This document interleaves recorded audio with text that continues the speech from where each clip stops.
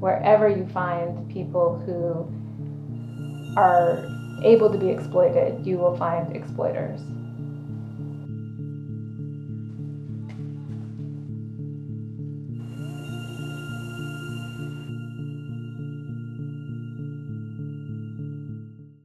So my name is Carissa Phelps, and I am a lawyer, I'm an advocate, I'm a mentor, I'm a business owner, I'm a CEO who's trying to create employment opportunities for survivors of human trafficking all over the world.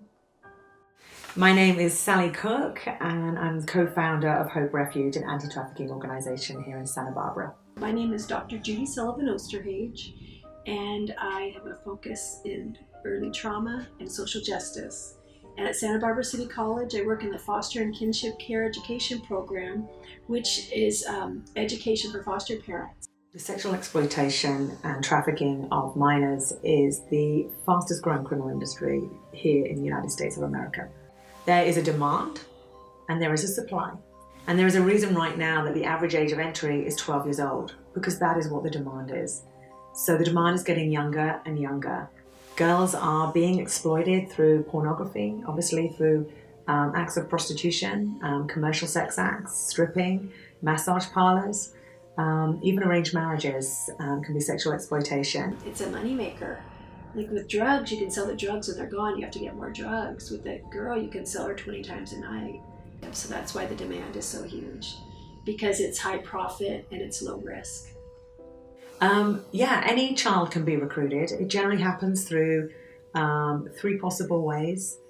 One is through seduction, otherwise known as a grooming process. And these are our vulnerable girls who are looking for something, looking for love, and they will supply it. And so they woo them and they give them gifts and get them to have their hair done and look after them.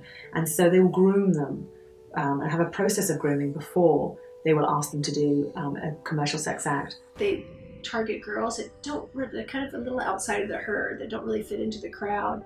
So it's very flattering. It's very flattering that they're getting this attention Attention that they probably never received. And so before they know it, they're in love, or they're totally trauma bonded to the man who's now going to pimp them out. Another way is it's just grab and go. That's called the guerrilla pimp, where they'll just drive a van around and they'll see someone, they'll grab them. Another way is they give them a false hope. So it could be that they are recruiting someone for a film, or they think they're going to be in a film, or they think they're going to be in a music video, and they end up being exploited through pornography. There's a different way that kids are kidnapped now, and it's through luring them off the internet. You'll see a lot of kind of phishing by traffickers, or people that are giving compliments to young girls online. But that all happens in the mall too. It happens right under our noses. It happens right in our own neighborhoods. So yeah, although any child can be at risk, either online or face-to-face with a predator, there are risk factors that can increase someone's vulnerability. So those who are most vulnerable are those in our foster care. If there are youth who are on the streets and running away, they are definitely going to be at risk for sexual exploitation. They say that 1 in 3 runaways will be approached by a pimp within 24 hours of running away. The other thing too is that this is very unfortunate and sick, is that sometimes it's a family member that is the pimp. The layers of complexity are so astounding. So in my experience, in terms of my interactions with law enforcement as a child, I think that there were some very caring law enforcement officers who were unsure of what to do.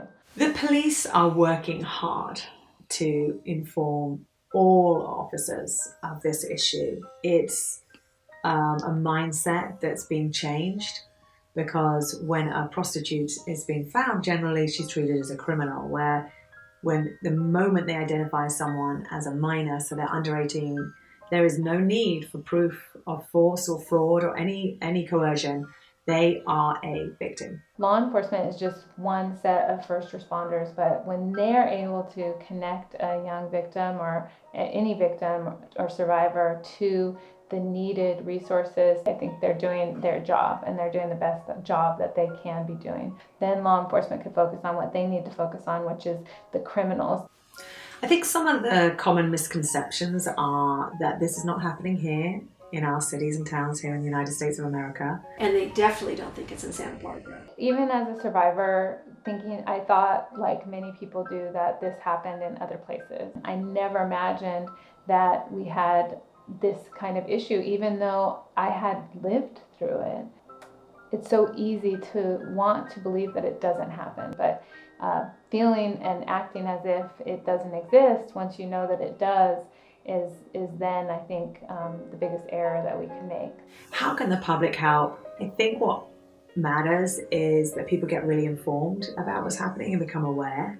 The kids that are being targeted are in junior high, so we really need an education program to just protect our kids, and so they can protect themselves and really empower them with knowledge. You want children to know that people who say nice things to them, people who try to get them to do something that doesn't sound right, that sounds like it might be scary or dangerous, may not have their best interests in mind, and that they need to have a group of adults and people they could trust and talk to about that situation before it happens. What I have is a sentiment, what I have is a feeling, what I have is a deep knowledge and understanding of what trafficking does to a human being on a cellular level, on a real level, and it is death. It's a slow, painful death. And to bring that back to life, it does take an entire community. Support the agencies and the nonprofits and the places that really want to come alongside these kids. Hope Refuge is an anti-trafficking organization. We were founded in 2013 and really a response to the crisis of no beds and no programs for survivors. Our aim for the short-term residential therapeutic program is to address the needs of the whole individual, just really restoring identity through therapy, to have healthy relationships, to trust again. And through all of that together, you're giving someone an opportunity to find out, who am I? What's my purpose? What am I destined for?